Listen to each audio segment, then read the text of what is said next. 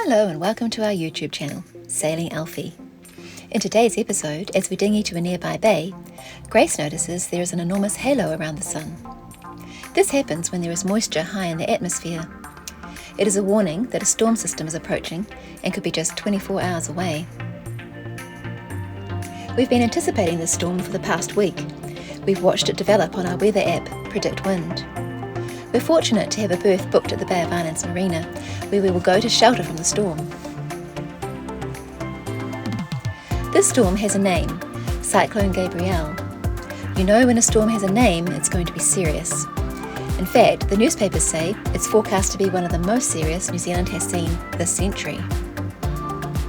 On arriving at the marina, we find there's a lovely feeling of camaraderie amongst the liveaboards. Everyone is out on deck preparing their boats for what is ahead. That evening, Grace makes another discovery. There is bioluminescent algae in the water.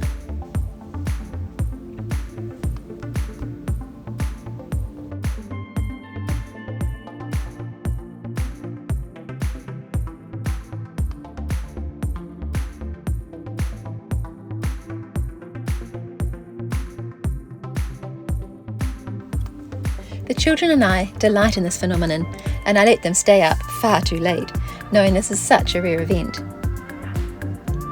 Grace makes friends with the fish.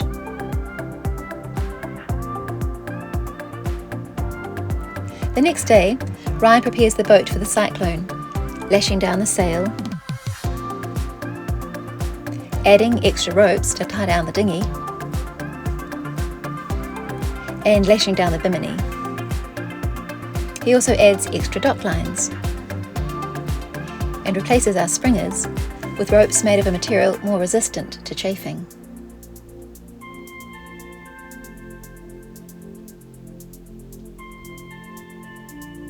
Our old rope,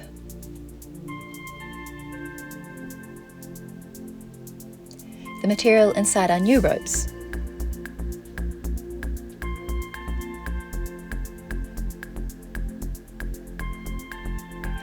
we're ready just in time. Cyclone Gabrielle hits that night. The next morning, Ryan checks the lines.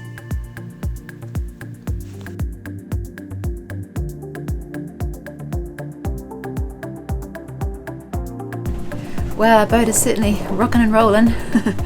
We've got some pretty heavy gusts coming through, and Ryan's just out there at the moment, just making things a little bit more secure. But yeah, it's just eased off at the moment. But you might be able to hear in the background the squeaking of the ropes against the side of the boat as the wind moves the boat around.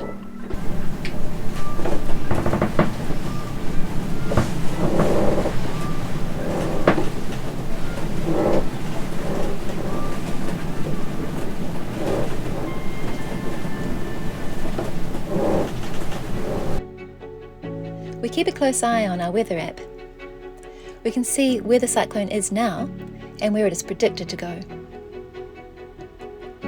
By zooming in, we can see that whereas at the marina we're experiencing around 25 knots, at Pukapuka Island where we were previously, the wind is closer to 40.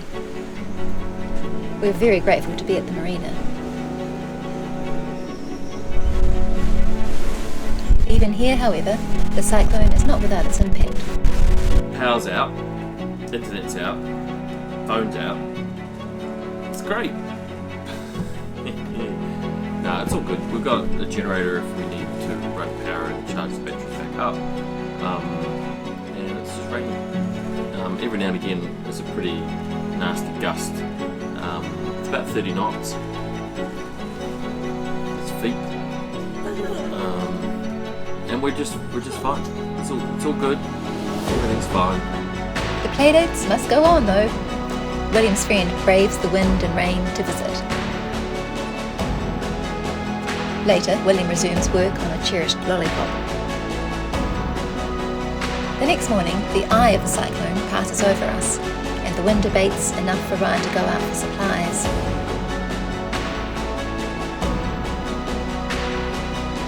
High tide, and I've never seen the water this deep.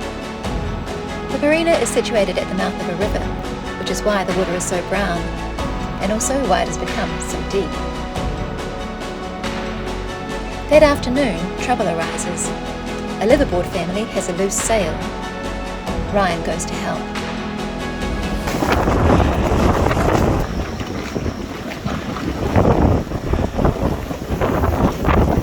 That's what we're walking into, but you know, I don't see anyone else helping, and they could rip that sail right off. So I'll give it a go. Here goes.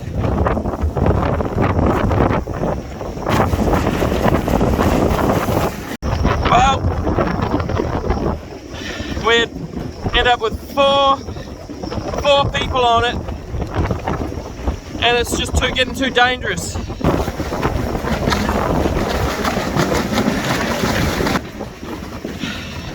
Got to wait for the wind to come down another 5-10 knots for it to be safe enough to try and lash it, you know, put a rope around it or something else.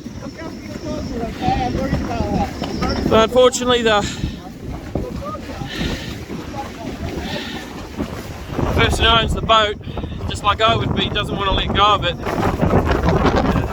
But it's really dangerous at the moment. I'm going to try and come back maybe 5 knots less, 10 knots less. So that was fun. Lost my glasses into the ocean.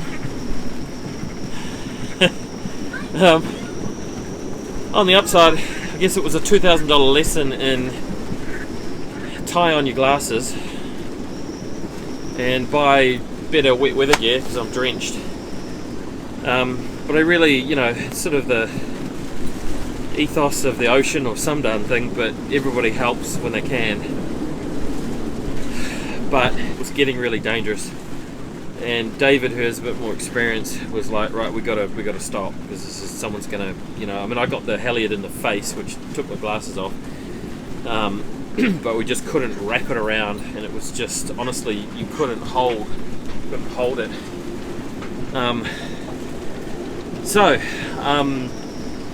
We've braced it as you know, as good as we can, as well as we could.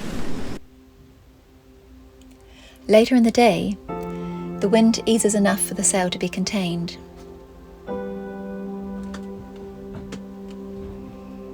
And then, 24 hours later, it's all over.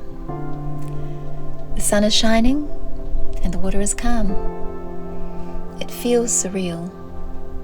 All that build-up, all that intensity, and now it's as though nothing has happened.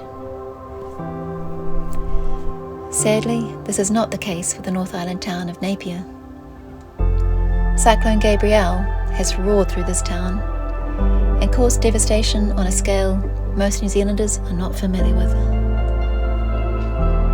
Our hearts go out to the families of this town and its surrounding area.